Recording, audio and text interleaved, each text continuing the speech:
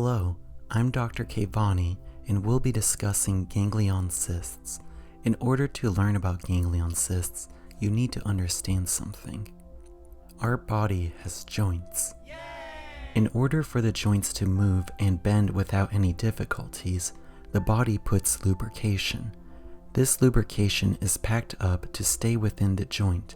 Unfortunately, the connective body tissues packing the fluid may weaken and result in an outpouching full of the lubrication.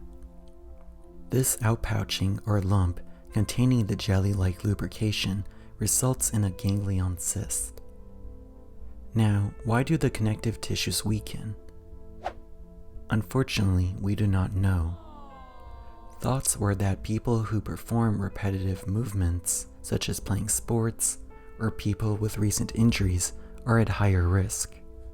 But when people with these cysts come for examination, there isn't a frequent history of recent activity or injuries. What we have found is that they're more common in people ages 10 to 40. They can, however, occur at any age. In addition, they're slightly more common in women than men. Regardless, the most important thing about these cysts is that they are not dangerous. Many people who see the lump for the first time want to know if it's a cancer, and ganglion cysts are not a form of cancer. Ganglion cysts can show up anywhere there's a joint. However, 9 out of 10 times it will show up on the wrist, usually the back of the wrist.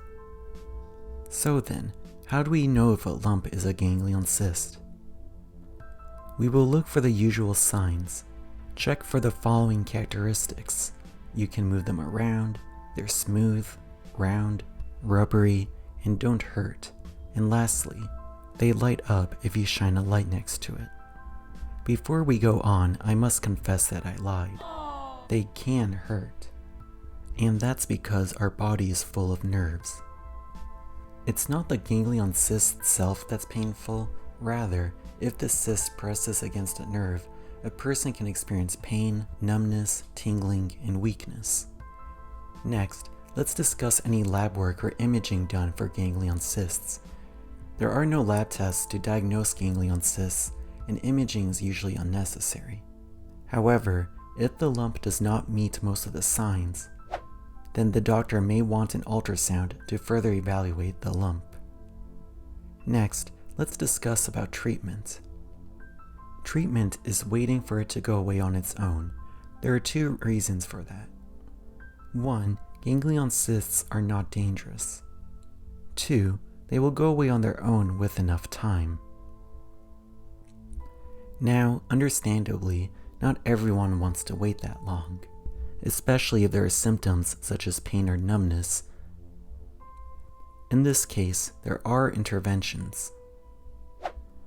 The first intervention involves understanding the nicknames for ganglion cysts, often called Bible cysts or Bible bumps.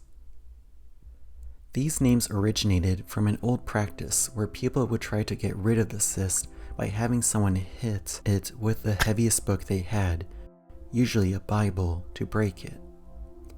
While I can appreciate the quickness and convenience of this old remedy, and that some can argue it is free, I do not recommend it because it can injure your joint. It would be unfortunate to swap a benign lump for a damaged bone.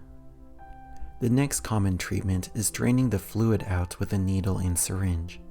The problem with this intervention is that the fluid is very thick, and anyone who's tried drinking an overly thick milkshake with a straw can appreciate the challenge of getting the liquid to come up. For this reason, all the fluid may not be drained, resulting in the cyst coming back.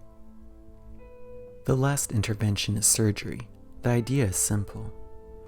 The surgeon opens the skin and snips out the cyst. The negatives of this option are that you won't be able to move your wrist for a few days. There could be an accidental injury to a tendon or nerve, and there's a risk of infection and a scar being left behind. When it comes to preventing ganglion cysts from returning, surgery is the better option. Overall, adults are more likely than kids to have their cyst come back after an intervention. So there you have it, everything you need to know about ganglion cysts. If you think you might have one, don't hesitate to reach out to your healthcare provider for advice and treatment. If you enjoyed this video or found it helpful, please like, subscribe, and share it with others who might benefit from this information.